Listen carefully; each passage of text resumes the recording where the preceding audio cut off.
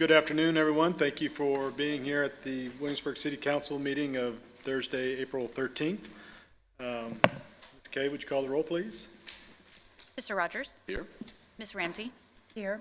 Mayor Pons? Here. Vice Mayor Dent? Here. Ms. Kernshire? Here. Thank you. In your package, you have the minutes from the March 6th and March 9th meeting. Are there any corrections or changes, alterations? Motion to approve? I move to approve the minutes. I'll second. Okay. Mr. Rogers? Aye. Ms. Ramsey? Aye. Mayor Pons? Aye. Vice Mayor Dent? Aye. Ms. Kernshire? Aye. Okay. This month, there are no matters for special privilege. Takes us right now to public hearings, and the first is a public hearing to consider ARB 23-003, an appeal for the decision of the Architectural Review Board to deny the request to demolish 745 Scotland Street. Ms. Griffin, welcome. Good afternoon. My name is Oscar. I'm sorry, Mr. Blayton. We're going to let staff make a presentation I'm sorry. first, and then we'll jump into the public hearing. No worries. Thank you. Thank you. That was quick. I wasn't expecting to get up so soon. So I run an efficient meeting. I see that. Thank you, Mr. Mayor Pons and all members of City Council. The Architectural Review Board has received a request from the owner of 745 Scotland Street to appeal a decision to demolish their building, their single-family detached building. Let me try to bring up the presentation here.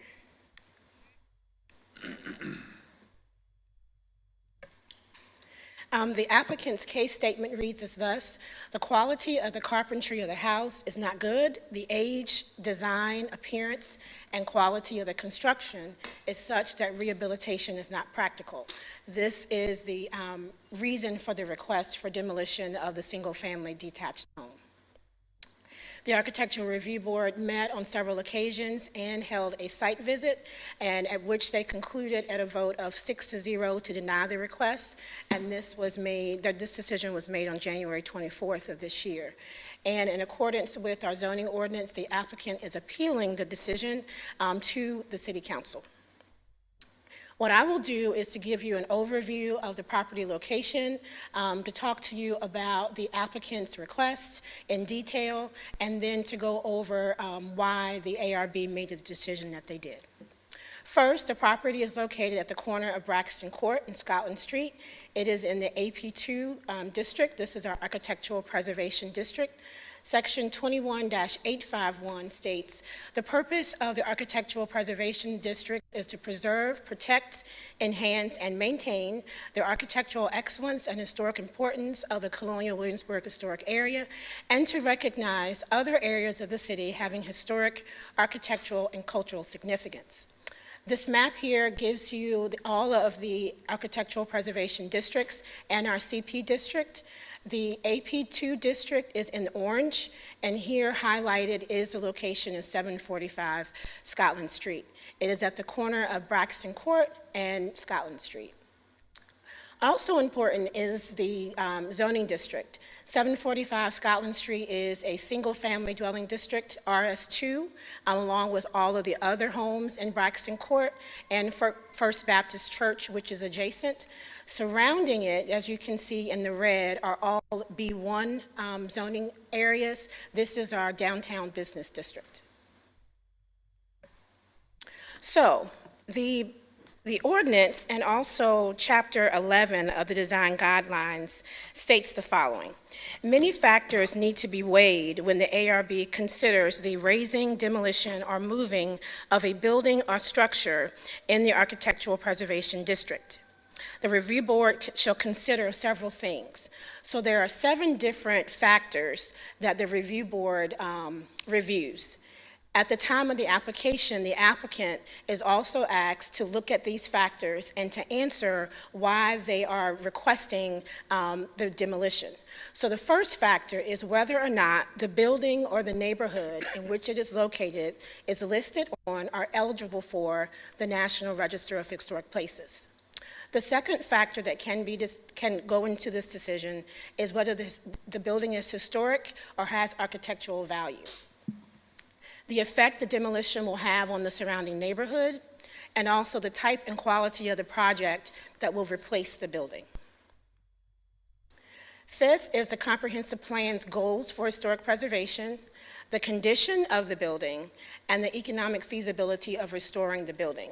Again, these are all factors. There are other factors that can contribute to a decision of the ARB, but again, the applicant in any case is asked to answer these in the form of a question. The applicant's response and then the ARB's opinion. So the first, whether or not the building or neighborhood in which it is located is listed on or eligible for the National Register of Historic Places.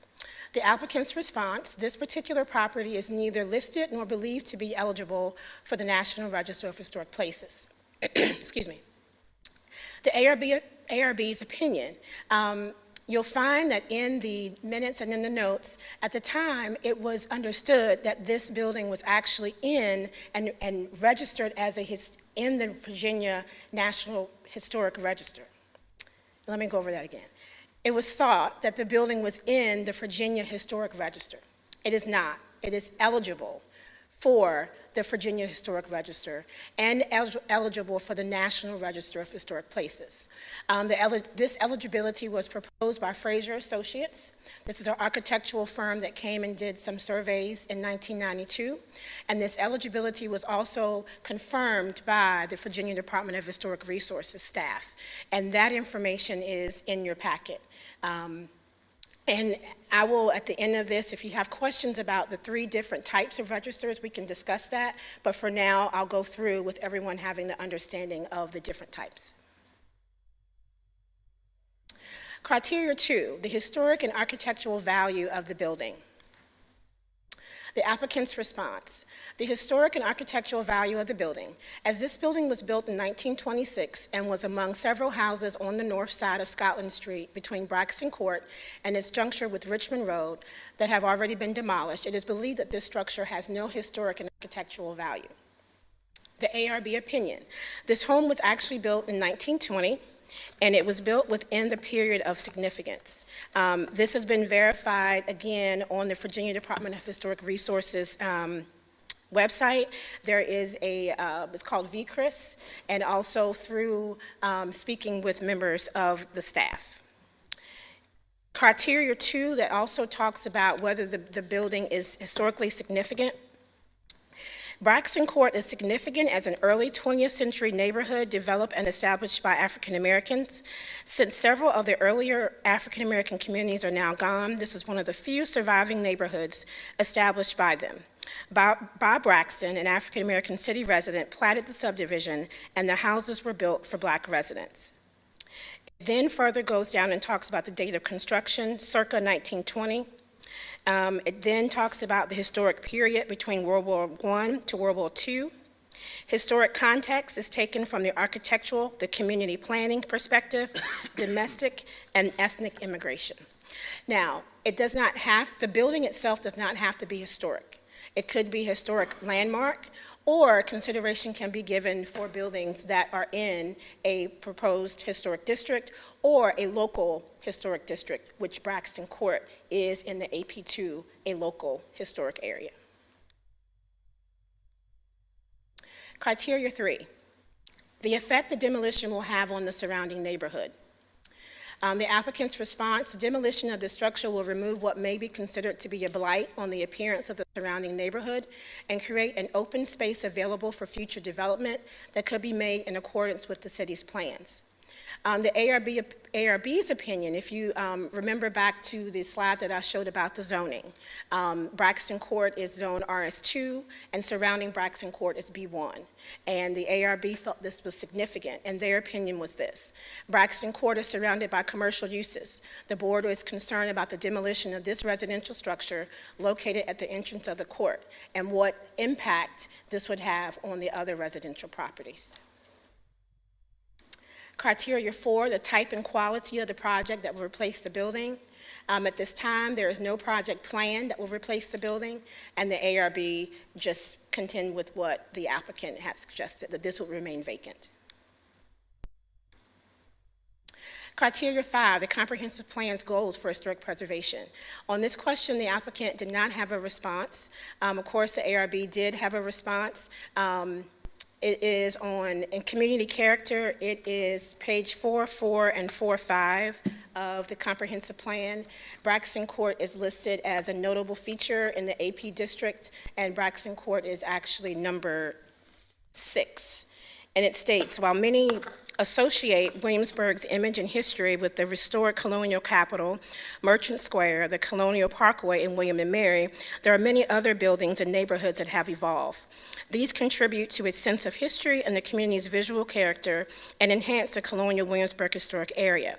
These neighborhoods include Chandler Court, College Terrace, and Pollock Park, and Braxton Court. These areas need protection from adverse influences, and it has several different ones, as you can see listed here. Criteria 6, the condition of the building. Applicant's response: the age, design, appearance, and quality of construction of the structure is such that rehabilitation is not practical. The house currently has no electricity, water, or other utilities, and it is currently unoccupied. It could possibly attract squatters who would be a nuisance to the neighborhood and a possible danger if they try to heat the house with open fires. The ARB's opinion: the board did visit the property. The applicant gave them access to the property. They reviewed the inside of the home as well as the outside, and they concluded that, and examined the structure and the exterior, and concluded that it was not in such a condition that warranted demolition. And last, criteria 7, the economic feasibility of restoring the building. Applicant's response: the age, design, appearance, and quality of construction is such that rehabilitation is not practical. The ARB opinion: based on board observations during the site visit, it was concluded that the restoration of the building is economically feasible. We looked back in the city's archives and were able to find a past request, and this was the only one that we could find, May 9th of 2006. City records indicate that the property owner did request the ARB to consider the demolition of the structure, and the ARB tabled the matter to receive a structural report from the owner to substantiate the need for demolition. Based on my research, there is no evidence that the owner submitted this report to the ARB. So this request now is a second request for a demolition of the property. The role of City Council: in accordance with Chapter 21, Section 21857, the Council may affirm, reverse, or modify the decision of the ARB in whole or in part. If you have any questions, I'm happy to answer. And I also believe, yes, we have 2 people here, our chair and our vice chair of the Architectural Review Board, if you have any specific questions on why they made the decision that they did. Thank you, Ms. Griffin. That was very informative presentation, very helpful. Thank you. I know in the past when we've considered the demolition of properties, as I recall, there was a part of the city code that allows for an applicant to go through this process and put the house up for sale at fair market value, offer to have it moved. Did the applicant offer to do that, or have we begun that process? When we spoke, I do not know if that process has started. From my understanding, he has not attempted that at this point. Okay. Thank you, Ms. Griffin. So, could you briefly describe the registry so it's for those watching and in the audience? Yes. Because it can be a little confusing from the different types of. Yes. So the National Historic Register and the State Historic Register are honorary. There is no benefit except the acknowledgement that a property is historic or an area is historic. There are no qualifications or requirements for how the building should be kept.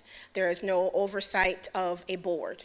However, if you have a local historic district, the zoning ordinance actually shows what can be altered, and the ARB is then given provision over what can be altered in a local historic district. A local historic district can stand on its own, and it does not need a national or historic district to accompany it.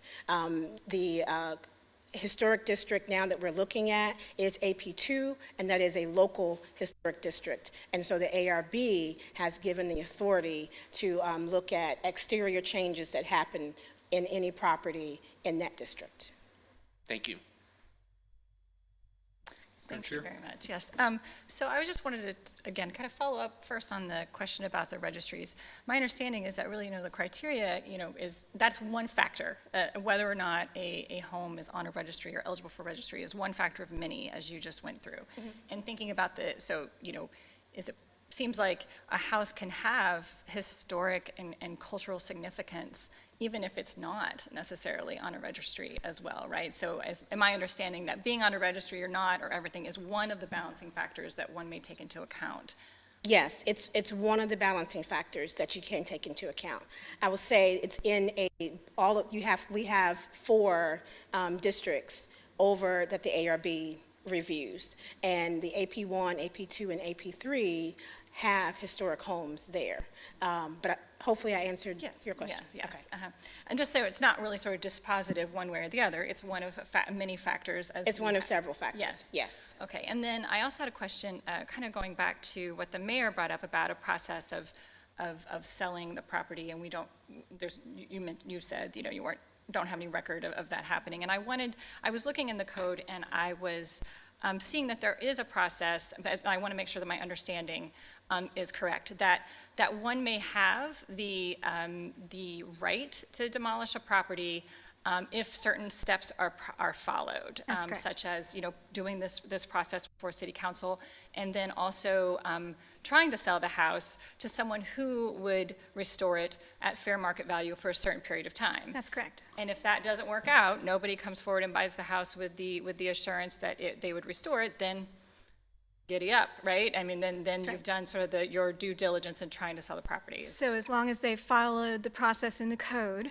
which requires them to offer the property for a certain period of time, and that depends on the value of the property, and they have submitted that request to the zoning administrator in advance to start that clock, then yes, if they get to the end of that period and they have no offers to purchase the property at fair market value by a purchaser who's willing to keep the property in place, then they have the right to demolish the property at that point. Okay, thank you. If I could follow up on that, if I may, Ms. Ramsey. That's fine. Fair market value, is That that? was my question. Ms. Ramsey has a question for you. Right, so they can work with a realtor to determine what fair market value is. We have a real estate assessment office, for example, that we try to keep at the real estate assessments at fair market value. They're probably a little under fair market value, so that's at least a place to start. Thank you. I'm sorry. Great minds think I alike. know. That was the only question I had. Mr. Rogers? I'll build off that question then, because my main one before a couple for the applicant was not yet knowing exactly what the fair market value would be. Is there a general timeline that could be expected for the house to need to be on the market, such as a year or 2 years? There is a specific chart so I'm just going to assume that the property that we're talking about is worth more than $90,000. And so if it's worth more than $90,000, the property stays on the market for a year. And if the property does not sell in a 12-month period of time, then at that point, the property can be demolished. Okay, and so the chart is just under 90,000 is less and then more. Right, and it's a graduated scale. So, I've got it here. I don't know that you need me to be quite that specific. If it's less than 25,000, it's 3 months. If it's 25,000 to 39.9, it's 4 months. 40 to 54.9, it's 5 months. 55,000 to 74.9, it's 6 months.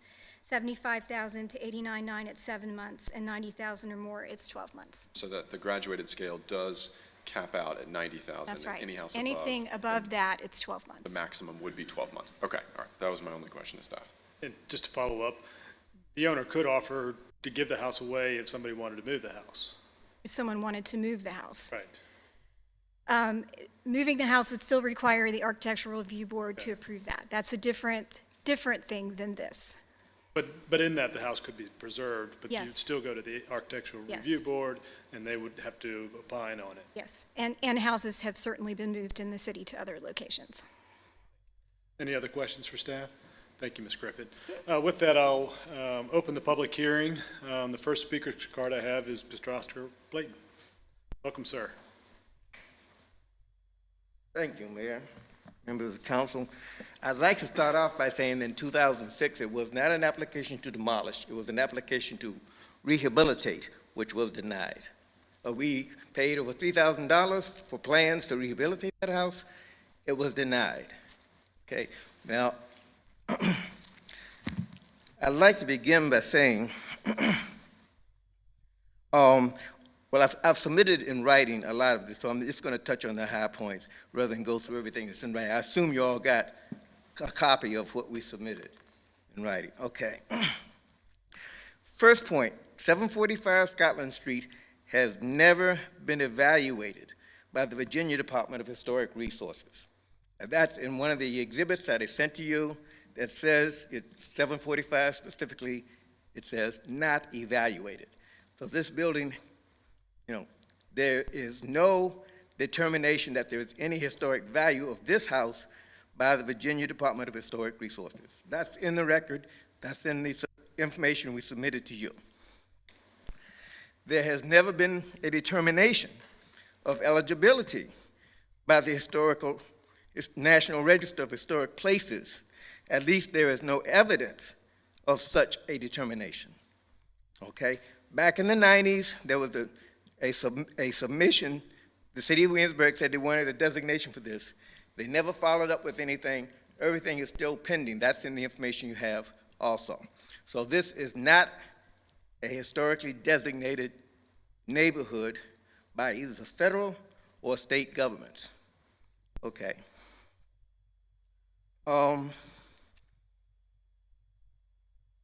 There is no information provided to evidence that the decision regarding this house is not arbitrary and capricious. There's no evidence as to how they feel that this house can be rehabbed in a financially reasonable manner. There is no information underlying any of their decisions about this process whatsoever. Now, you may feel very comfortable taking the Architectural Review Board's decision based on what they say without any backup, but that is a denial of due process if you make decisions without any substantive information to support it.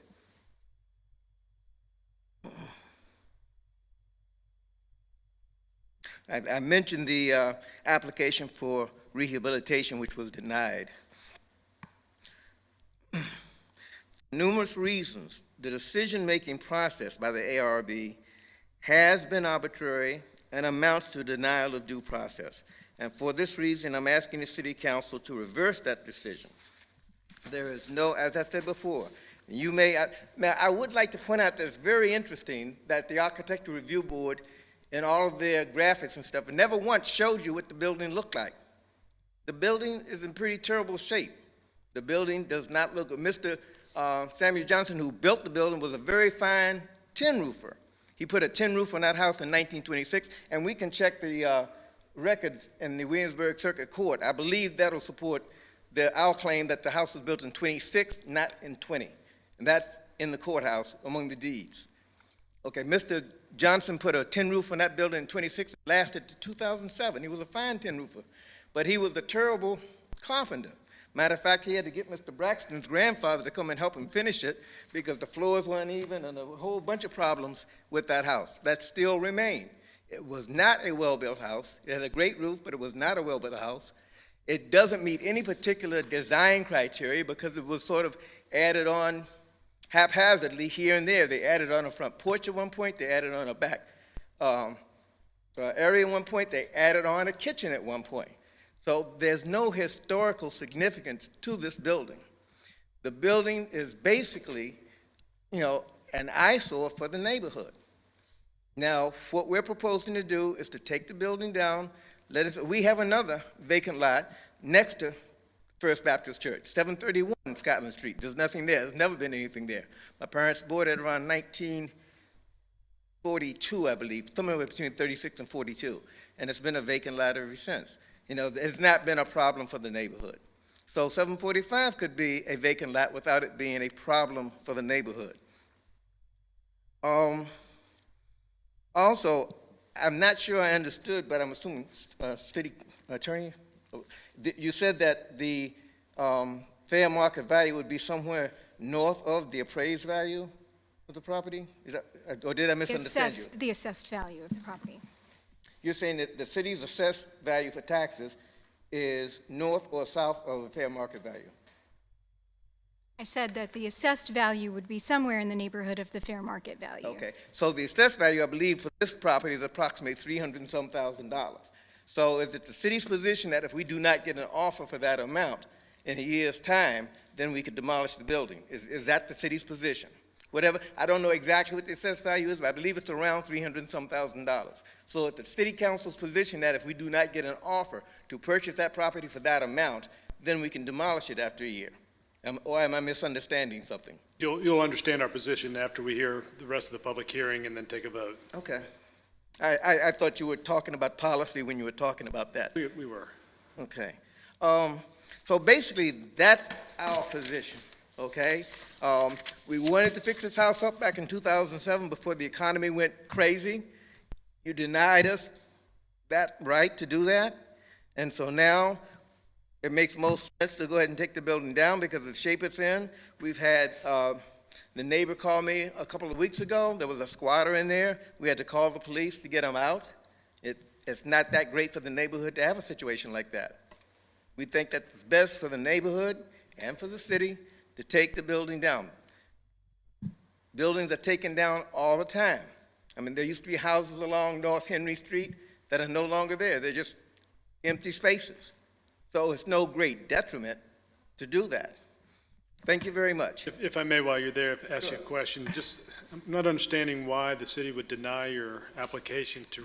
Well, the real reason was the city had put in for a CDBG grant, and they wanted to get money to rehab that area. There were some houses that were in bad shape. Mr. Cook's insurance building was there and stuff like that. I was told by someone who was aware that if we fixed that house up, it would improve that neighborhood, and they were worried that they wouldn't be eligible for the CDBG money that they were trying to get, to clean up a blighted area. Okay, And for so- that reason, we were told that was the real reason. We were told that because of its unique nature, et cetera, but the real reason was fixing that building up would have screwed up the city's hopes for getting CDBG funds, which they did get. After they got the money, then they sent a delegation by to us to ask us to go ahead and rehab the house. But by that time, the market had gone crazy. Thank you, Mr. Blaine. Would anybody else like to come forward to speak to this application?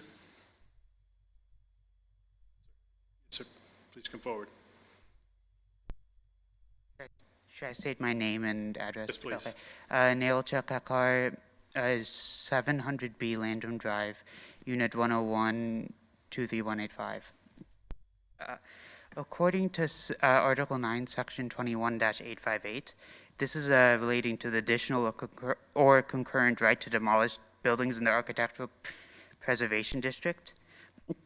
According to, I guess, paragraph A of that, it's in addition to the right of appeal, the owner of a building or structure in the Architectural Preservation District, the raising or demolition of which is subject to the provisions of this article, shall, as a matter of right, be entitled to demolish such building or structure, provided that, and then there's a specific thing that says, the owner has applied to the city council for such right. Does an appeal to the city council, which is in a different section, constitute an application to the city council for the right to demolish or raise a building, or is that a separate application? Because this section says it's an additional right that they have, rather than like the same right, I guess.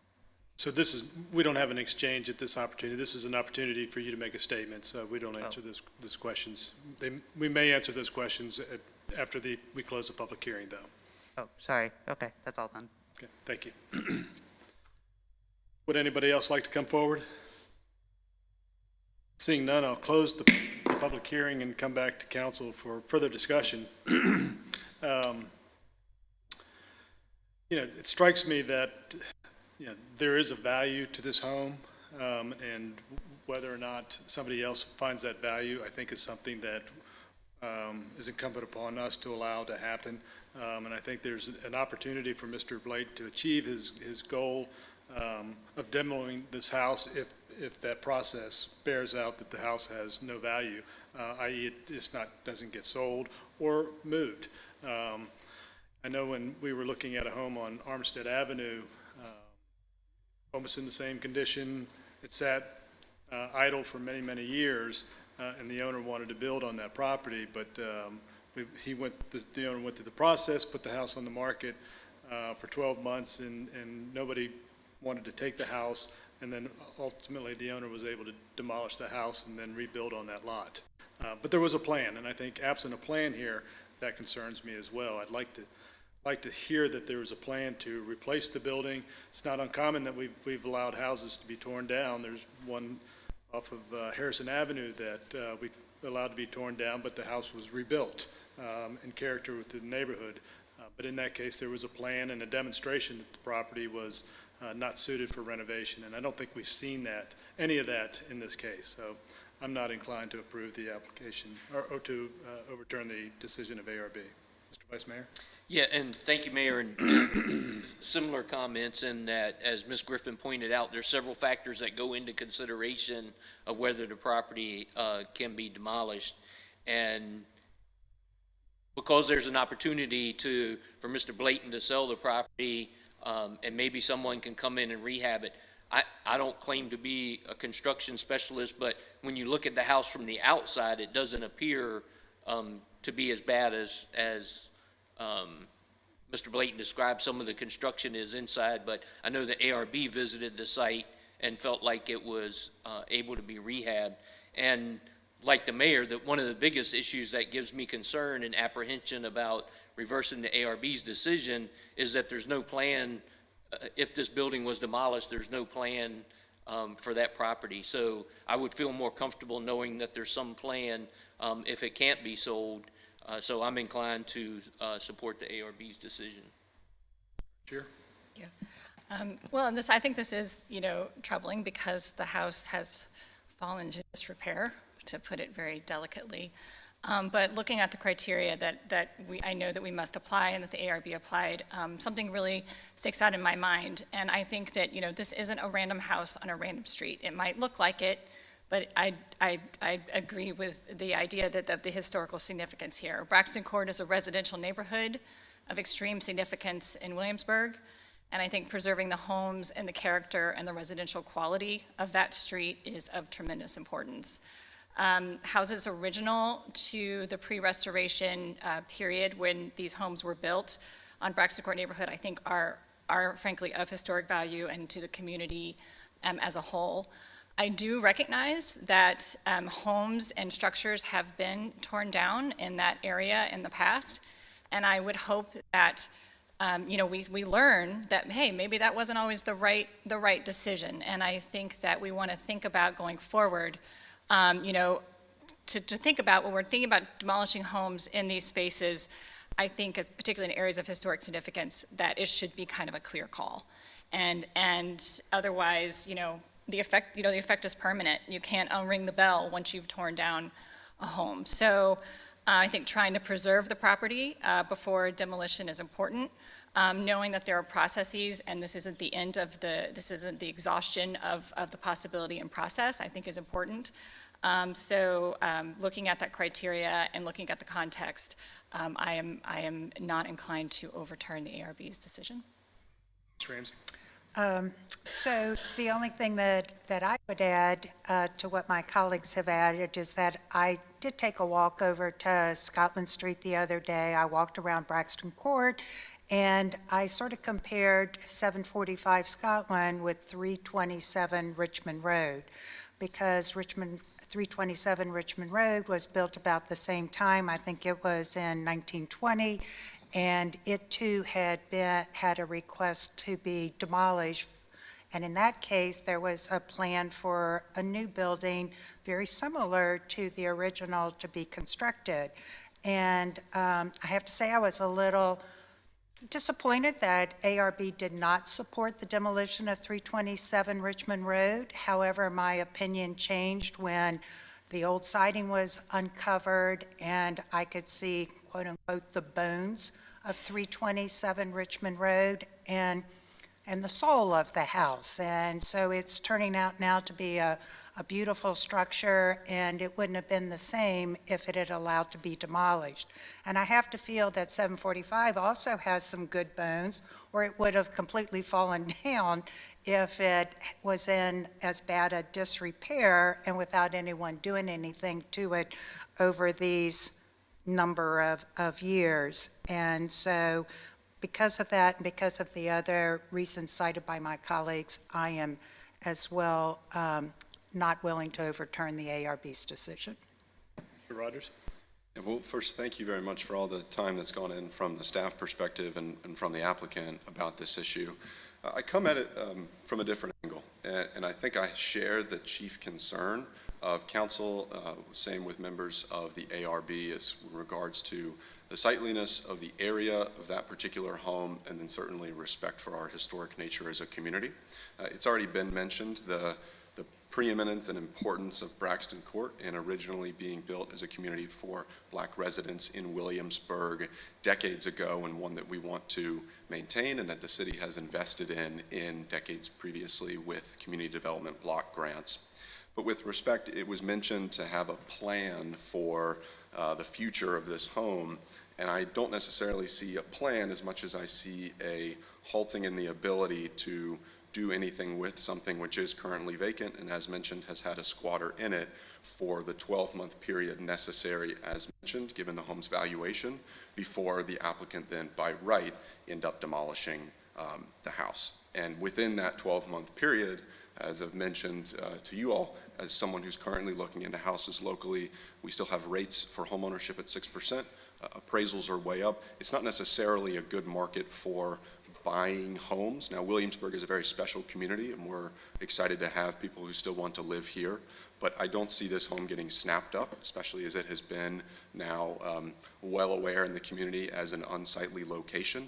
I know of other homes anecdotally around our area which are in a good location and their foundations may be good, but buyers have been walked through, and the real estate agents that have taken them around have told me they've backed away after seeing all of the work which would need to go into the internal maintenance of the home. So for 2 points, I am against the recommendation from the ARB, but I'll first say in regards to the plan of the home, from a personal note, and as I believe council feels, it would not be, I think, in the city's interest to ever see this property rezoned into a commercial space. I think the core nature of Braxton Court is best fit as a residential area, and I would always want to see that home protected as such. The first was on criteria number 6, which was the quality of the home. It was mentioned what would go into refurbishing it would be the addition of electricity, of water, of heating. I think as we're reviewing ARB guidelines currently on council, we're aware that some of these guidelines already need to be updated. And so we're not necessarily in a place where in not allowing this home to be demolished yet and putting it on the market would suddenly make it very easy for a buyer to purchase. And I think it would still be referred to from members on the Braxton Court Street as a vacant property, and as has been mentioned, would potentially be an attracting place for squatters. So the first reason was the quality of the home, even if the exterior is built soundly, I don't think lends to the potential for it to be bought, given it has been decades of disrepair and is now in a place where the applicant and owner themselves are asking for demolition.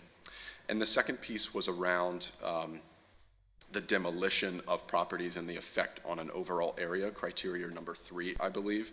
And this was just my personal belief that while the demolition and the act thereof of doing so, of literally knocking down a home, would be unsightly, it would be noisy, I think replaces that area, as mentioned, in being a field or a grassy area, could be a better look for Braxton Court than what is currently sitting there right now in that home on the corner, which is a vacant property.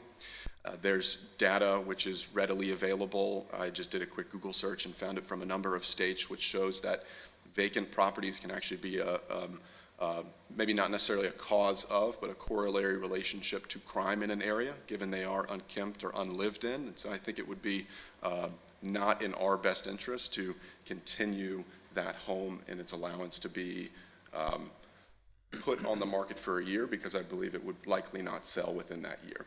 And so just in conclusion, I again am approaching this maybe from a different angle, but certainly with that care for Braxton Court. And I will also say that I hope I'm proven wrong, because within this next year timeframe, if a buyer does materialize and purchase the home, then that would be great for the city. We would find that solution and that plan within the year. My guess is, though, for the next year, there would again be no interest from a residential market standpoint, and then the applicant would have by right the allowance to demolish the home. So I will vote against the ARB's recommendation. Thank you, Mr. Rogers. You make some good points. Yes. Do we know if the house has ever been on the market for sale anytime in the past 5 years, 10 years? No, it's been rented.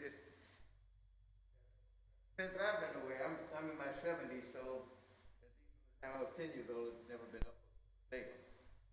Mr. Johnson got very ill, was unable to pay the mortgage. My dad worked out an arrangement where they had life rights. Johnson, they didn't have. After he passed, and Ms. Johnson passed, I think after Mr. Johnson, then my father began renting the house out, first to the Ashby family and then to others. That past 20 years or so to college students. Okay. Thank you. So the next step is not the owner doesn't have to put this house on the market. The next step, if assuming council's decision is to uphold the decision of ARB, he could go to circuit court and appeal this. Is That's that right. correct? Or he could go through the process that's outlined in the city code and put the house on the market. The first step in that is to notify the zoning administrator that he plans to do that, and the process for that is in the city code. Okay. Good. Okay. Any other questions or comments? Is there a motion?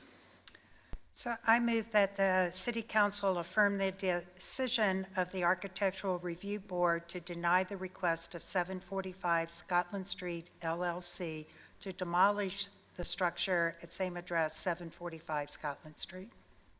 Second. Ms. McKay? Mr. Rogers? Nay. Ms. Ramsey? Yes. Aye. Mayor Pons? Aye. Vice Mayor Dent? Aye. Ms. Kernscher? Aye. Thank you. Takes us to item B, which is a public hearing regarding the amendment to the ARB Design Review Guidelines. I think council would like to see some more time, or spend some more time on this and have some more conversation. So I'm not sure we're ready for that presentation at this time. But Mr. Dent, do you have a motion? Yes, I'll move that the city council postpone voting on the proposed design guidelines draft and ask the city manager to work with the planning director to facilitate the ARB's incorporation of the use of vinyl products such as siding and windows that maintain the look of wood but offer superior durability in the AP2, AP3, and CP districts. Second. Ms. McKay? Mr. Rogers? Aye. Ms. Ramsey? Aye. Mayor Pons? Aye. Vice Mayor Dent? Aye. Ms. Kernscher? Aye. Okay, thank you. So the next three items are all regarding the budget. First is public hearings regarding the proposed FY24 budget. Second would be a public hearing regarding the proposed FY24 effective real estate rate tax levy. And the third, a public hearing regarding the proposed FY24 utility rates and budget. So we'll handle all those together when we go to a public hearing. So I'll turn it over now to Mr. Trivett. Yes, thank you, Mayor. As required by state law, we have to have these three public hearings before we adopt the budget, so that process begins today. The first public hearing concerns the overall budget. The second public hearing concerns the setting of the real property tax rate, which is not advised to change. And the third public hearing has to do with the public utility rates, also not advised to change this year. And so I made a fairly lengthy presentation regarding the budget on Monday. I don't plan to go back through that today.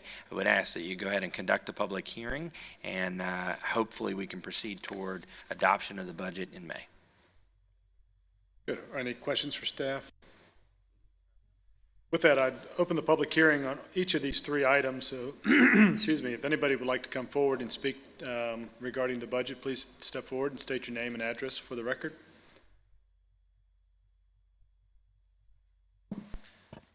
Good afternoon. Thank you. Ladies and gentlemen, my name is Pete Sheridan, 441 Alderwood Drive in Williamsburg. I recently received a real estate tax assessment that indicates between fiscal 22 and fiscal 24, that our tax rate will increase by 35%, 35.617%. I also received a letter from the City of Williamsburg, city manager, indicating that he is recommending no change to the real estate tax rate. And he gave some reasons.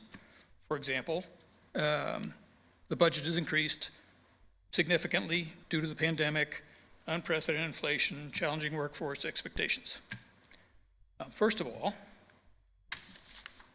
I would like to ask or state that I've read the Washington Post this morning. Front page headline, inflation cools more. Inflation reached a peak of 9.1% and is now at about 5%. This is an overall index. Yes, the price of eggs is high, but the price of fuel has decreased 30% since this time last year. And if you go out to the Speedway, out here by the Outback Steakhouse, you can buy gasoline for $3.19 a gallon. Good this morning, anyway. Price of gas is not up that high. In the letter from the city manager, we have three options that he would like to do with this newfound gains. Establish necessary funding to build a new downtown library, improve the benefits package of the city, and eliminate the city's reliance on U.S. housing and urban development funds. Let me address the third one. Eliminate the city's reliance on housing and urban development funds and the associated limitations for our public housing sites. Basically, he's telling us, I think, that we don't want free money from the federal government, from the taxpayers of the city who've already paid and are now getting some of that back. What he wants to do instead is re-tax us for being citizens of Williamsburg. And for that particular one. Second, establish necessary funding to build a new downtown library. Unless I misread the letter, there's not a one-time tax. This is going to be spread out over the years, and $1.3 million is requested for the design of the library. Quoting from the letter, design of the library. I have no comment about the benefits package. I have no idea what the benefits package is for the city. But I would like to state for the record that I'm opposed to keeping this tax rate as high as it is. Thank you very much. Thank you, sir. Appreciate you coming forward. Would anybody else like to come forward?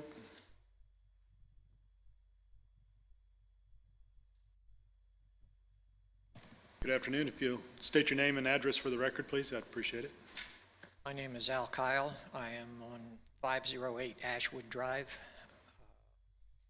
And pretty much what my predecessor said is kind of the same thing, although I've even topped him. I find my rate increased by 36% over the 3 years. I mean, I'm sorry, but I think that is excessive. I don't know what your plans were before, but you obviously weren't planning on 36%. No one was planning for the, no one was planning on the excessive inflation, but it did hit. But as he mentioned, you know, depending on your figures, it's somewhere around 4 or 5%.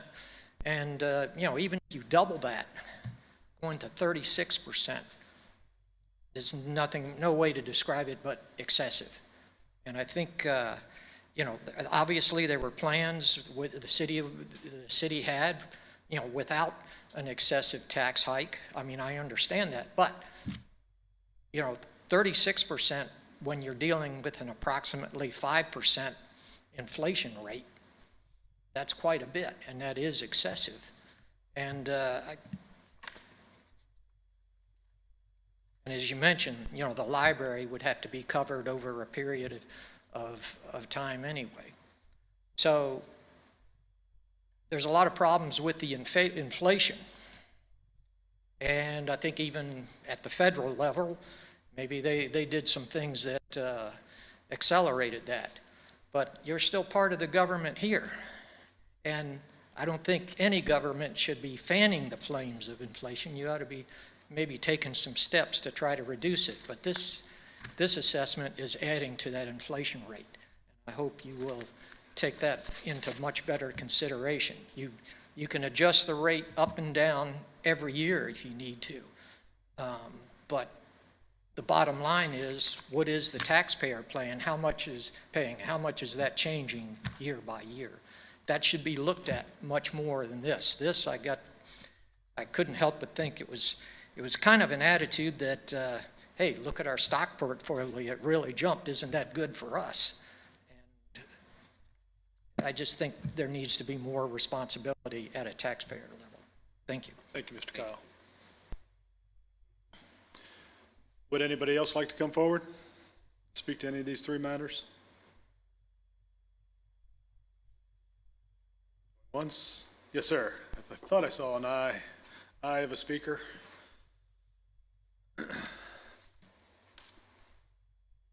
Good afternoon. You'll state your name and address, please. Charles Stevenson, 101 Robert Elis Road, Williamsburg. I was reading the letters from the manager. They're pretty well put together. It made sense. People have mentioned 5-6% taxes, but you got to compound that. Last year it was 9. So actually our inflation from 2 years ago is 14. I looked at my tax bill and I didn't run over, but I went over to the assessor's office and there was a mistake. My house was like it had an addition, remodeling, and it did not. I just repaired things. So that was adjusted, and these mistakes are in there, and maybe this should be brought to the attention of people. It can happen. There's a lot of houses in town, and it's a big list. So maybe some of these people could be helped in that way. And by the way, don't you approve the school board budget?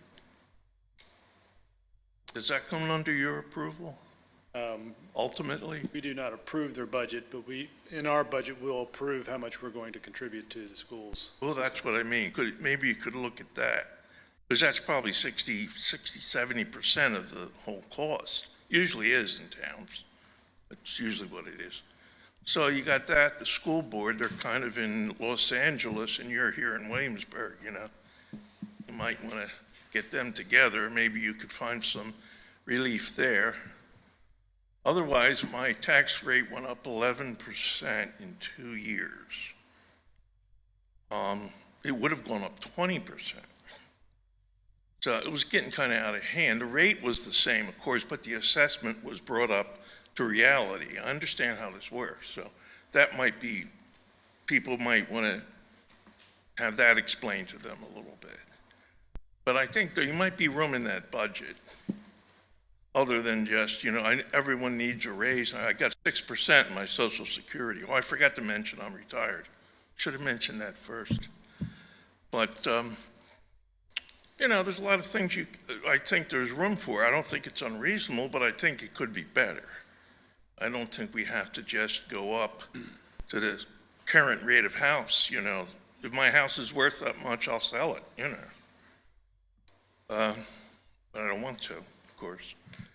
But just some things there, school board, and maybe people can get an adjustment through the assessor. There could be mistakes. There was in my case. It wasn't a real big one, but it knocked me down several points. And it was a true mistake, just an arithmetical thing. There's a lot of houses, a lot of numbers. That school board is keep coming back to that. That's all I have to say. Thank you. Mr. Stevenson. Thank you.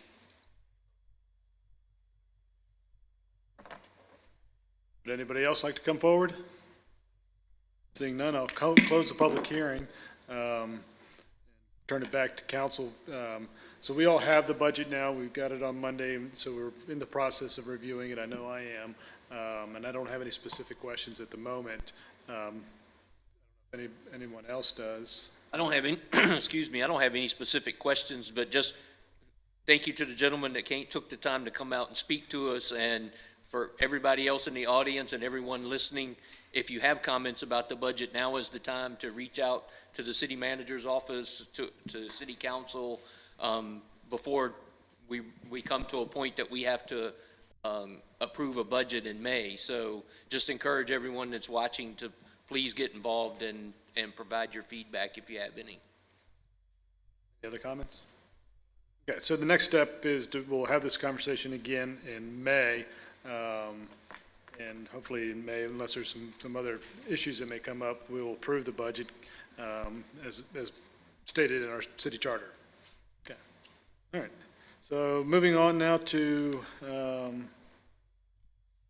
number 6 is reports, monthly financial statement, Ms. Dameron.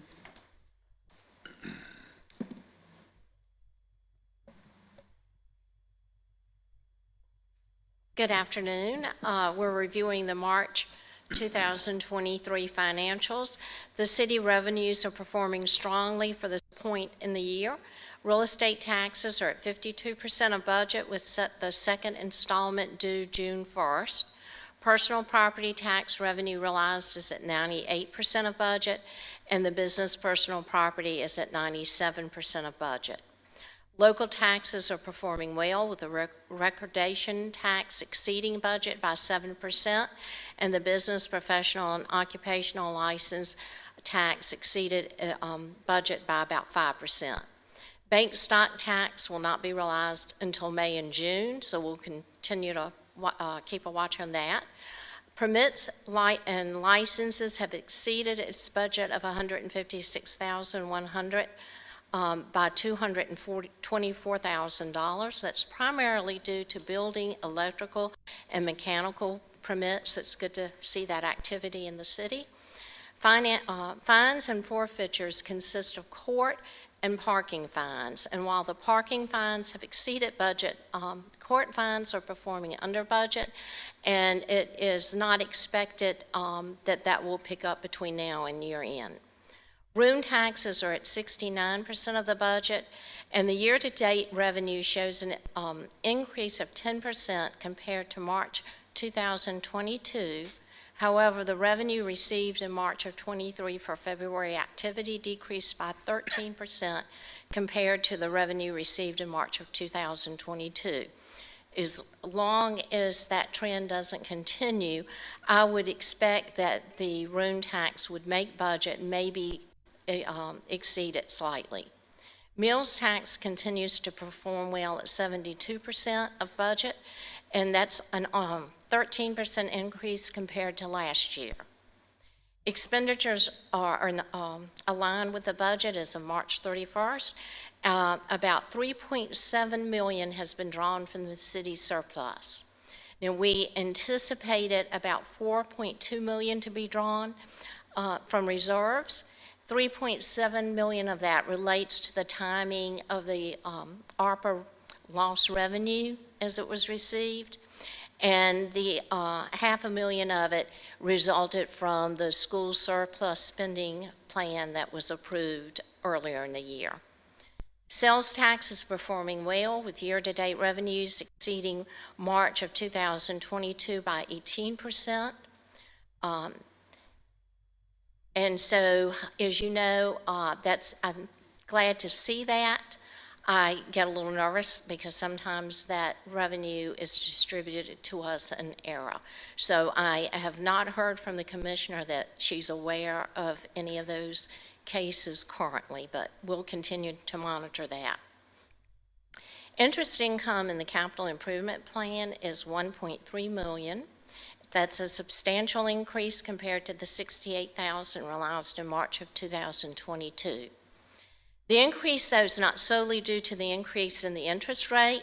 Part of that is because we have an additional $24.5 million in escrow in debt that was issued primarily for the police station, a few other projects. And additionally, since more than $735,000 of that interest income is the result of bond funds and escrow, their use is restricted. We can only spend those on the projects that were detailed in our offering statement or to pay down debt service. So that portion is not available for any other projects or items. Historic sales tax is $1.4 million currently. That's 75% of the budget and a 22% increase compared to last year. I anticipate the revenue, which is budgeted at $1.9 million, may end the year at $2.4 million if the current trend continues. On the other hand, the $2 room tax is currently at 65% of budget, and at this point about level with the prior year. However, revenue that was collected for the February activity showed a decrease of 22% compared to the previous year. I would anticipate that if that trend does not continue, we will make budget in that item, maybe just a slight bit over. If the trend continues then, though, we won't, so continue to monitor that. The utility fund revenues and expenditures are performing in accordance to budget. Water revenues are at 61% of budget, sewer revenues are at 63% of budget, which is where we expect to be at this time of the year. The expenditures are performing in line with. That concludes my report. I'd be happy to answer any questions. Thank you for the report, Ms. Dameron. You had talked about the room and meals tax and historic sales tax, and all those seem to be a little ahead of where we had budgeted. Can you talk a little bit about how you looked at next year's activity, predicted that? Because I know that you and I had talked about the concerns of inflation, election year politics, and how that could cause a dip in some of our visitation, and which is a lot of the income that we count on to support our budget.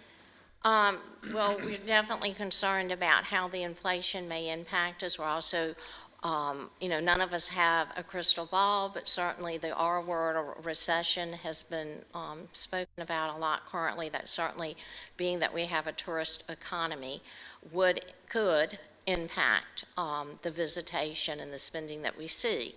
Having said that, I will also say historically we have been very conservative in our budget approach. I think in prior years we typically would see that we would come in above budget with our revenue.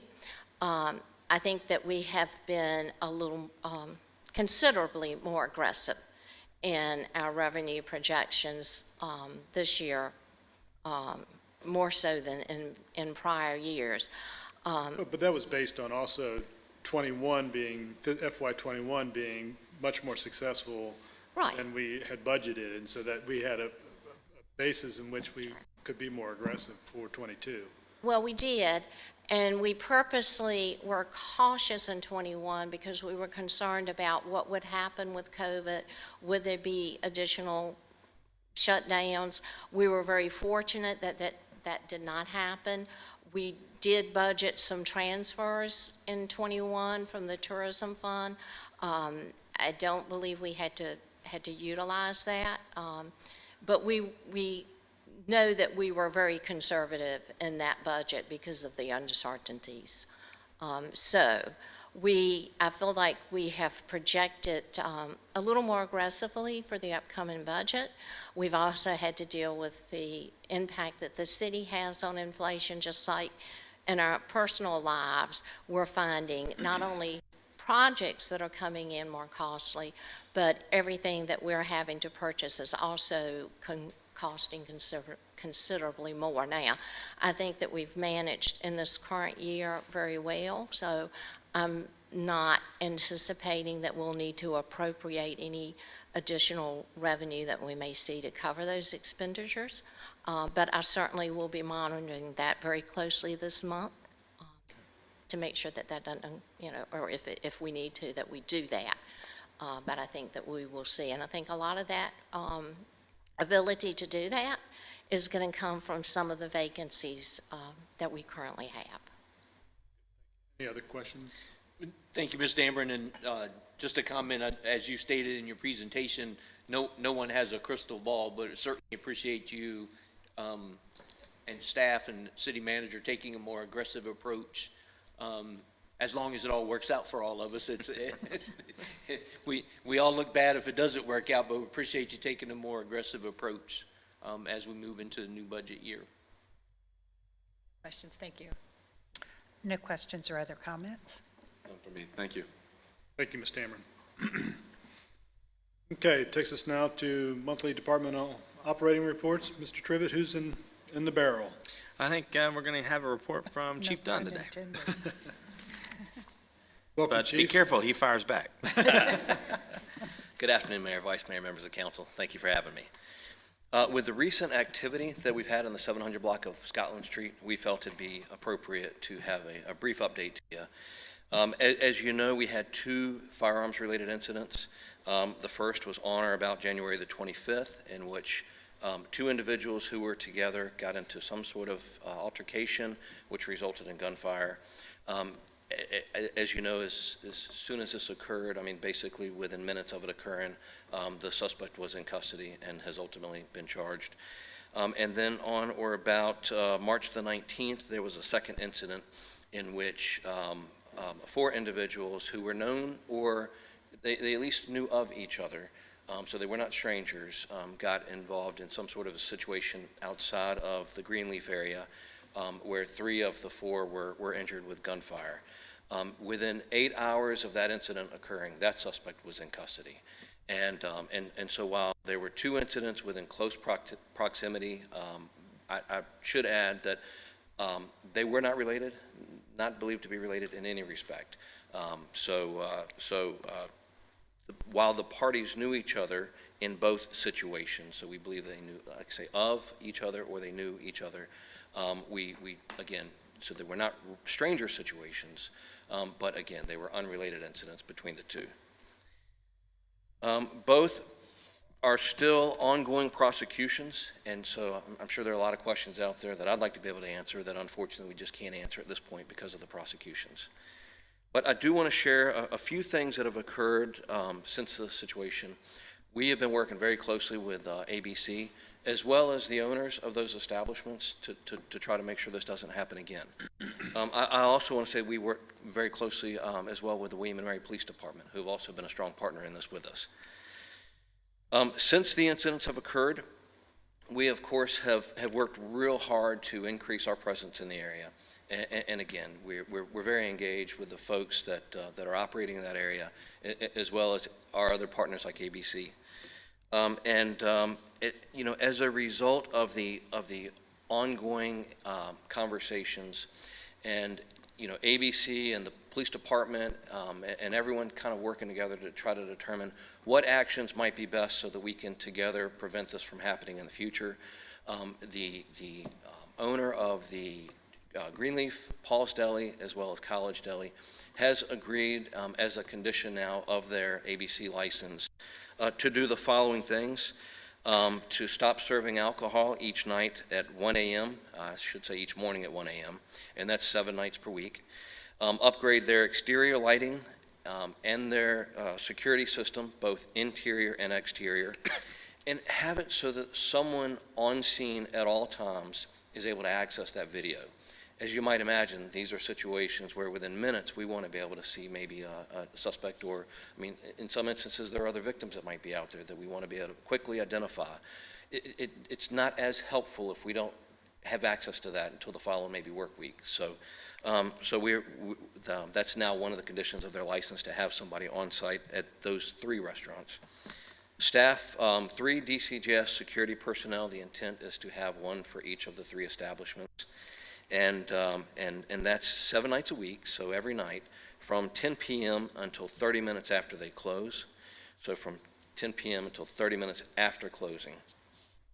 Hire a uniformed Williamsburg police officer Thursday night, Friday night, and Saturday nights from 10 p.m. until 2 a.m. And, I should note, I'm asked about that a lot.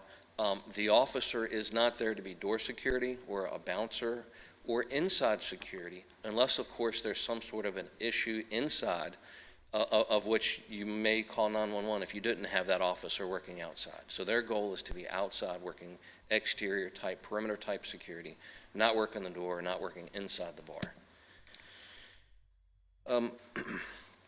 We also have worked with our partners with Public Works to trim some of the trees. We noticed that there were some lighting issues around the perimeter there. So they've trimmed some trees already in the immediate vicinity.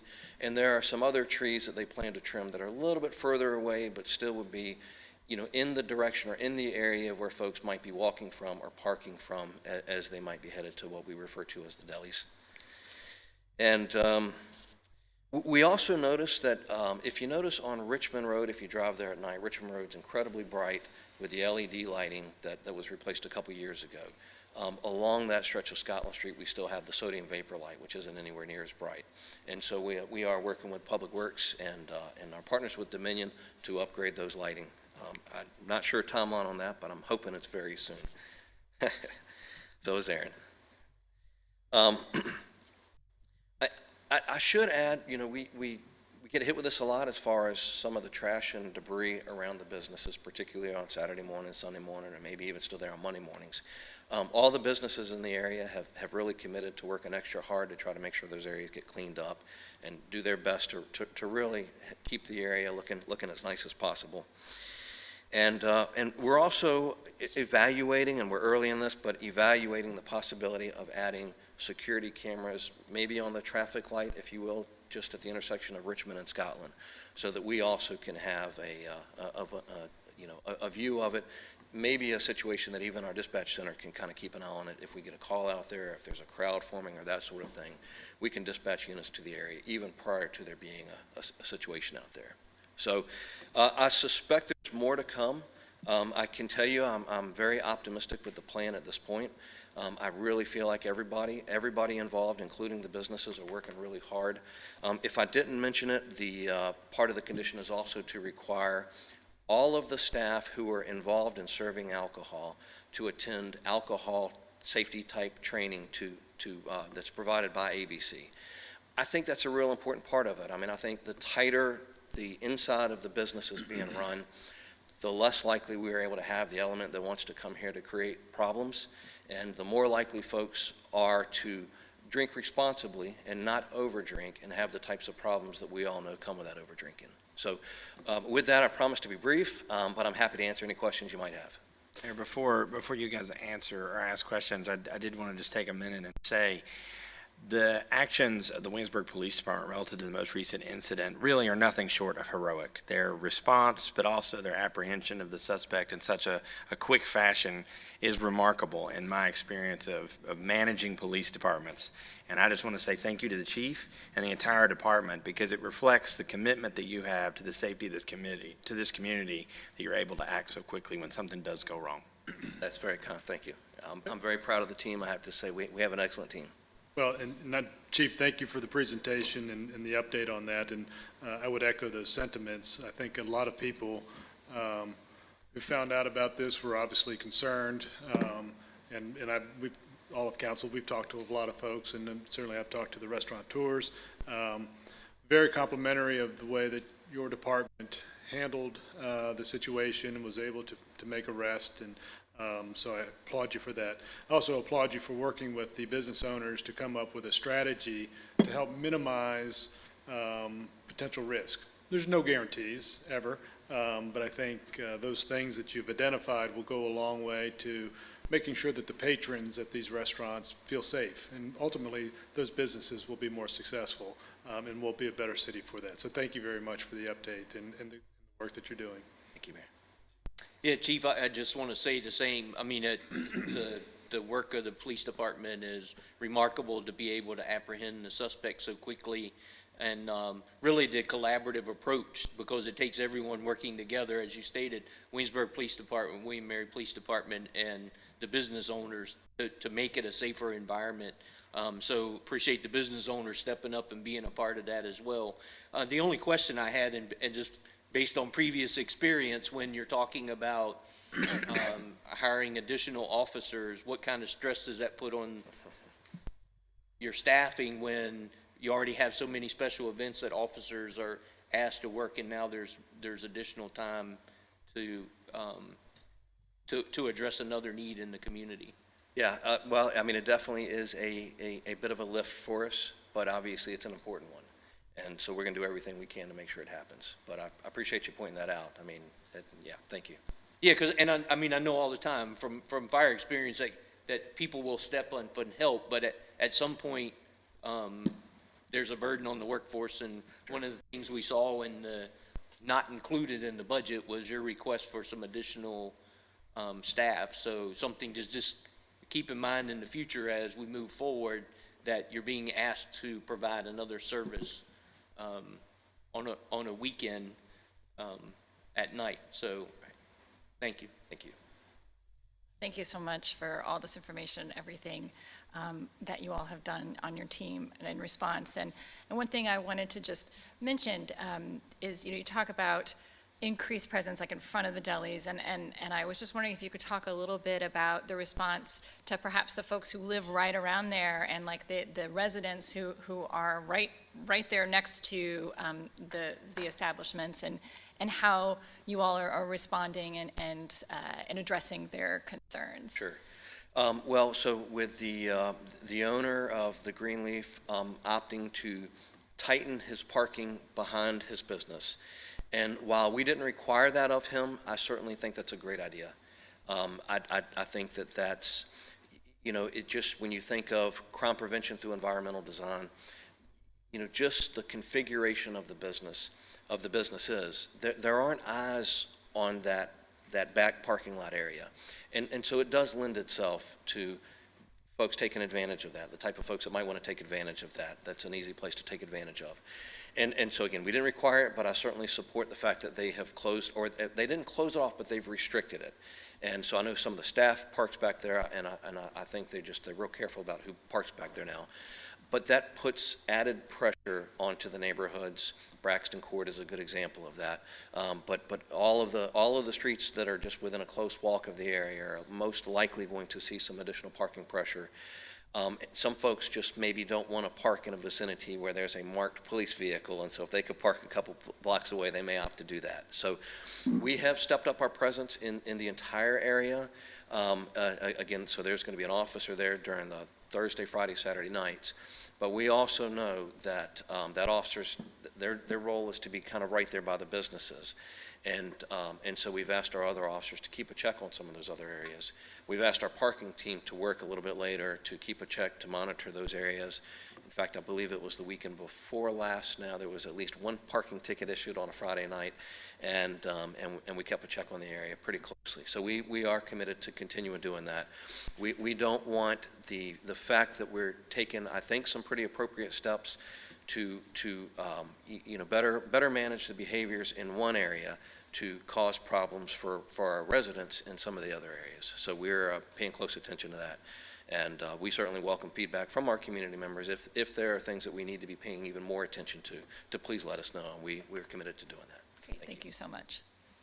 Yes, I would like to express my thanks too. As was said, I think we've all been approached and asked about what steps might be taken to increase the safety in that area. And I think a lot of what you've described provides the same benefits to the community that the neighborhood resource officers provide by having that presence there. I guess my question is, we know that these establishments are frequented by William & Mary students, so I wondered what steps were being taken to communicate that this is being done for their safety and not to try to sort of catch them. I didn't know if there was anything to the student assembly or conversations between the William & Mary Police and Student Assembly or things like that. Well, interesting enough, we actually had a conversation with a student group, and I have to give credit to Mr. Rogers. It's the group that he started some years ago, shortly after the second matter. And so we did have the opportunity to have that sort of conversation. And I can tell you, it's just so impressive in talking to the students who also share our safety concerns. And although they're students and they want to be able to enjoy their student years, they also want to do so in a safe environment. And so I really do. I feel like there's a real strong connection there. I feel like they really understand that we're on the same sheet of music. We're coming to an end of one semester, and I think it's going to be real important that next semester we as early as possible have the same conversation so that we make sure they also, every year we get 25% of our population is brand new to the area. So also have those conversations. But excellent point. Thank you. Yes, because at the last NCW meeting, they had the new members or elected officers for Student Assembly. So they're sort of waiting for next semester. Fantastic. Thank you. Thank you. Yes, ma'am. Thanks very much for coming in front of us today, Chief Dunn, and being so transparent about, as has been mentioned, a big community concern. I'm glad to hear that conversation with students went well. I remember in my format, the WPD was kind enough to provide the pizzas for the dinner. So I appreciate We you did all again this year as well. really trying to engage with students on this topic, and I'm sure a couple of others. And I'll also say, just, having heard a little bit about the incident itself and talked to some of the responding officers, I think heroism was the right word, given within minutes the divergent tasks, right, of looking after victims and finding perpetrators and doing crowd control. That's a lot to be, needed to be accomplished within a couple minutes. So just thank you to you and your department was the first thing I wanted to say. Thank you. Just two quick questions. The first was, you mentioned staff has a DGS security personnel for each site. What was that acronym? Who's that person? I use my acronyms thinking everyone knows exactly what they are, but it's the Department of Criminal Justice Services. Okay. What we find in situations like this, sometimes we have folks who just don't have the right type of training, assisting the bars with providing security. And we feel like if we have someone with a certain level of training, that again, it's Department of Criminal Justice Services certified training that they must undergo. We really do feel like we're going to do a better job of managing the behaviors. That's great. It strikes me from a monitoring patron standpoint is so important, as there's a big difference between checking ID and assessing threats, right? Potentially maybe in or out of the bar. Okay. Exactly. Second and last one was, I think you mentioned the 3 delis in the area which were a part of this conjoined effort, and there's a 4th bar in the area which has different ownership. But I was curious what, if at all, outreach has been to the Brick House management team about some of the same topics. Sure. Yeah. What I discussed largely as far as what the owner agreed to do as a condition of their ABC license is limited to Greenleaf, Paul's, and College Deli.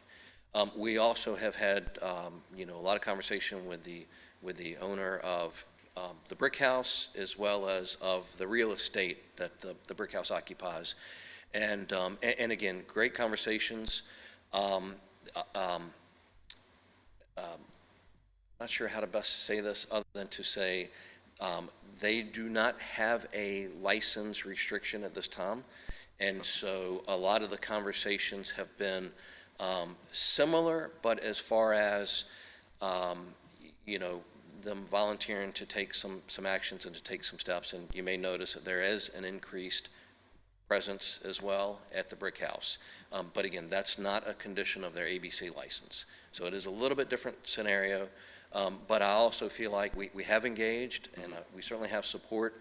I feel strongly that all of the restaurants in that area want things to be different, don't want a continuation of these 2 incidents of violence, and are taking appropriate measures to try to help us to avoid that. Okay, and it's good to know they're communicating, and that if need be, we have levers to pull from a licensing standpoint with coordination with ABC.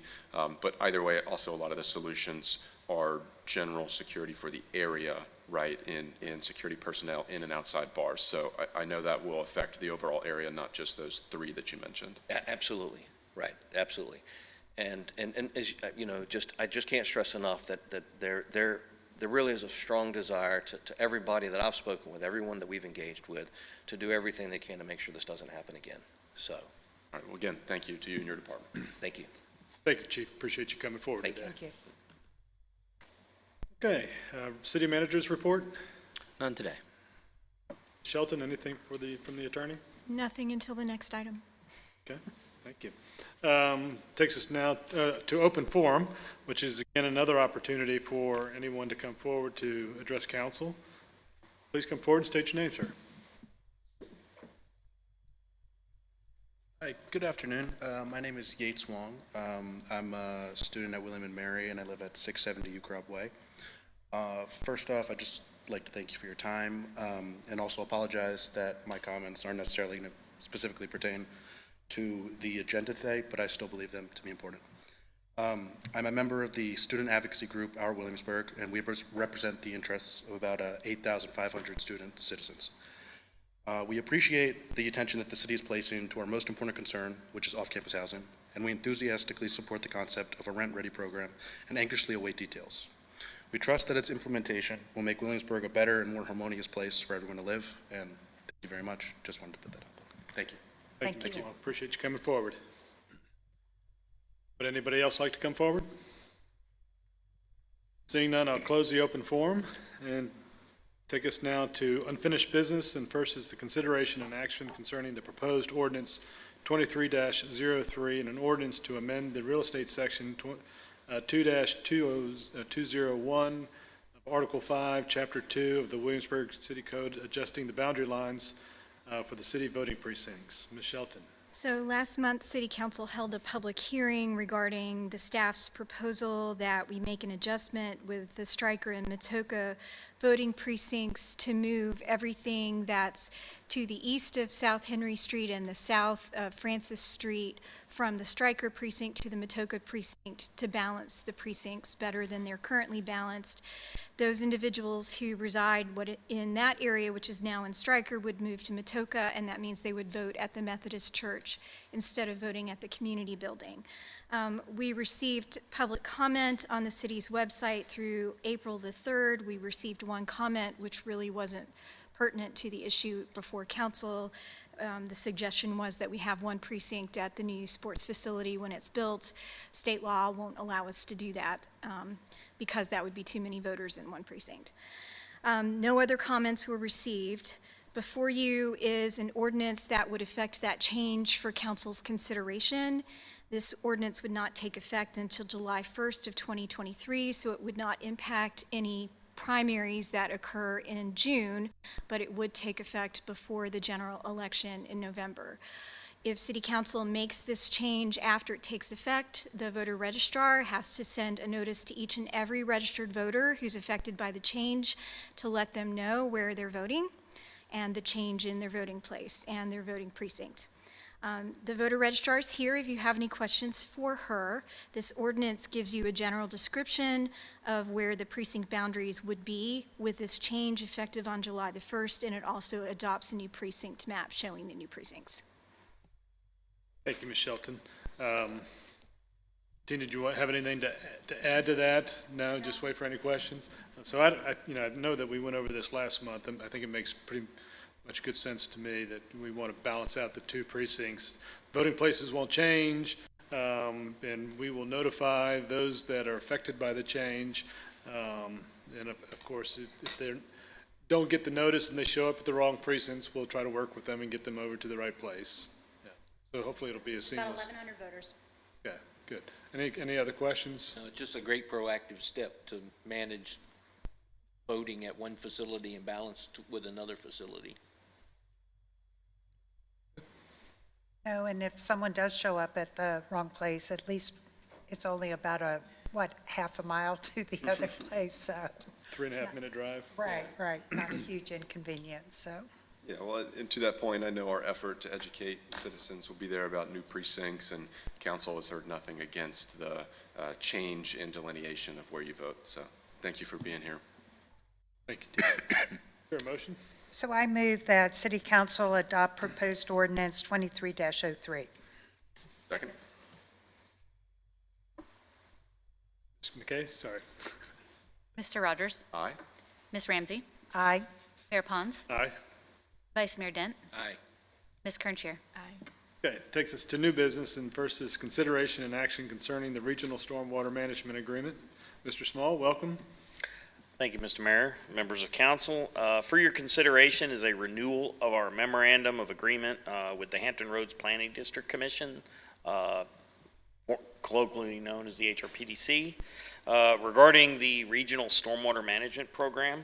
The city's been coordinating efforts with the HRPDC and the other 15 member organizations since about 2002 as it relates to our municipal separate storm sewer system, also known as the MS4 permit. And that is issued by the Virginia Department of Environmental Quality, DEQ.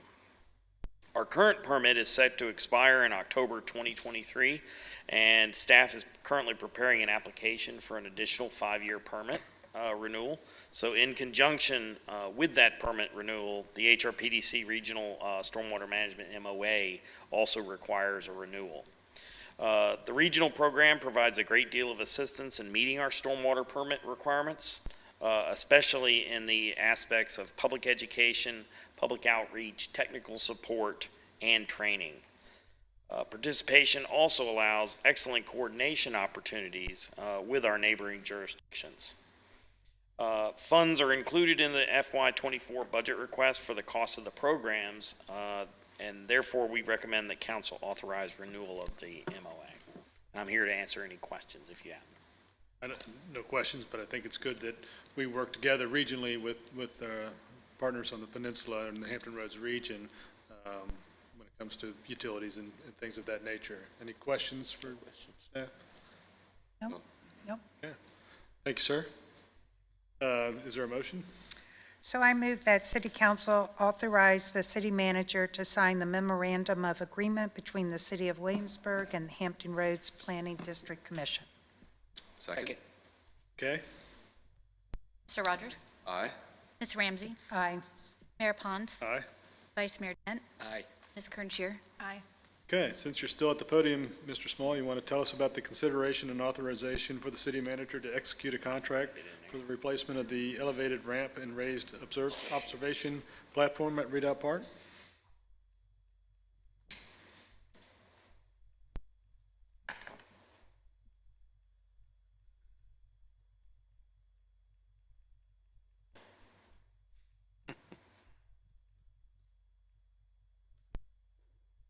Okay, here we are. Mr. Mayor, members of council, brought for you today is a bid we received for the repair and replacement of the Redoubt Park's a ramp and observation platform over Redoubt number 1. This was originally constructed back in 2007 as a walkway over the historic earthworks. And then what happened is in last fall, we had a fire where we had a power line that was hit by a limb, fell down, caused sparks, and burned down a good portion of the walkway within Redoubt number 1. So the funds for this project are all coming from an insurance claim. This project was advertised March 29th, 2023. We had 3 contractors attend the mandatory pre-bid on the 5th. However, we only received 1 bid yesterday. Water's Edge Construction had the low bid of $197,313. And they're well known to the city. They were actually the original contractor who built as a subcontractor for they built the original structure back in 2007. So they're very familiar with the construction methods and preservation of the historic earthwork. Just to kind of give an overview of where this project is, this is at the end of Quarter Path Road, right where I say the end, it's into the paved portion of Quarter Path Road, where it changes into the unpaved roadway. You can see the parking area for Redoubt Park in the upper right-hand corner, and you can also see the power line that runs kind of from the top of the frame to the bottom, and that was the power line that was hit by a limb. The walkway actually is right there in the middle. You can see a portion of it. Some of that was not impacted by the fire, and so we'll be repairing the portion, the lower portion. And some of the trees that were also burned at the time, those have already been removed. Another little picture map that we have here. What you see is at the bottom of the map, this is a historic map created by the Corps of Engineers back in the 1870s to show the locations of many of the redoubts. There were 13 redoubts, earthworks, embankments placed throughout across the peninsula at this location. Redoubt number 1 is located just north of Tutter's Neck Pond at the bottom of the screen there. And that's the one where we have the walkway that covers the earthwork. It's amazingly well preserved because it happened to be in an area that was not farmed really actively, and the steep slopes kind of prevent that. Also located within Redoubt Park, that's Quarter Path Road, by the way, that you see running from north to south, city up in the upper left. And the York Street and what eventually is the Penniman Road, running at the top. Also within Redoubt Park, you will see that we also have preserved Redoubt number 2, located within the boundaries of the park. So 2 of the 13 earthworks are preserved in our park. And with that, I will answer any questions you may have. Thank you, Mr. Small. I don't have any questions. I'd like to see it rebuilt, and insurance is going to cover, what was an accident and cause it to burn down. So I think it makes good sense that we repair the park. So I don't have any questions, Mr. Vice Mayor. So I'm assuming it's a reasonable bid in your estimation, even though it's insurance It money? is. It's actually was very close to what we'd estimated what the original cost was going to be.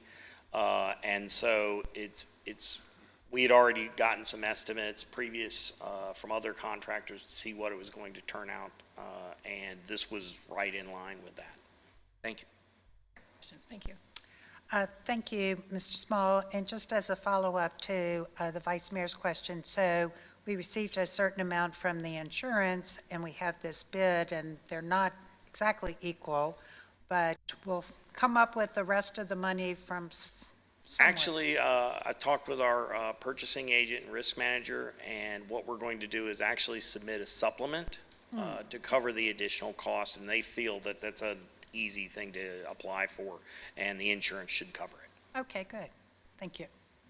Excited to see it replaced. Thank you. Thank you.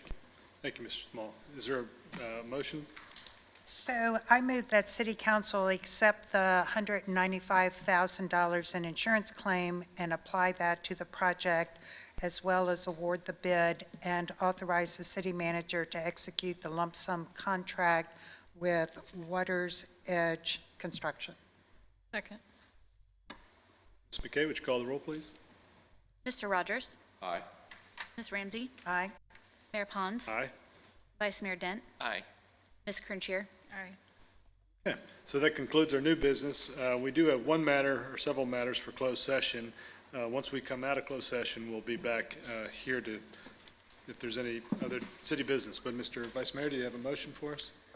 I move to go into closed session pursuant to Section 2.2-3711 of the Code of Virginia for the purpose of discussing one property matter per subparagraph 3 regarding the disposition of economic development property of which discussion in an open meeting would adversely affect the bargaining position or negotiating strategy of the public body, and one matter involving the award of a public contract involving the expenditure of public funds and discussion of the terms or scope of such contract where discussion in an open session would adversely affect the bargaining position or negotiating strategy of the public body per subparagraph 29, and one legal matter per subparagraph 8 for the purpose of consultation on specific legal matters requiring the provision of legal advice by counsel concerning zoning enforcement. Second. That's a lot. Okay, please. Mr. Rogers? Aye. Ms. Ramsey? Aye. Mayor Pons? Aye. Vice Mayor Dent? Aye. Ms. Kerntier? Aye. Okay, we are heading into closed session, so we'll take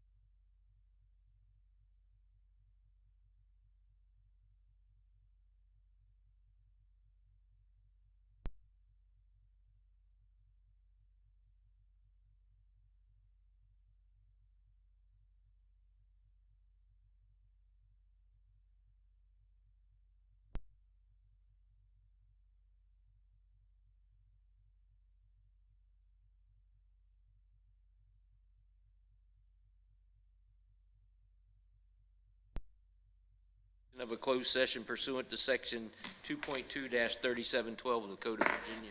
Second. Okay, please. Mr. Rogers? Aye. Ms. Ramsey? Aye. Mayor Pons? Aye. Vice Mayor Dent? Aye. Ms. Kernscher? Aye. Is there a motion to adjourn? I move that we adjourn. Second? Okay. Mr. Rogers? Aye. Ms. Ramsey? Aye. Mayor Pons? Aye. Vice Mayor Dent? Aye. Ms. Kernscher? Aye. We are adjourned.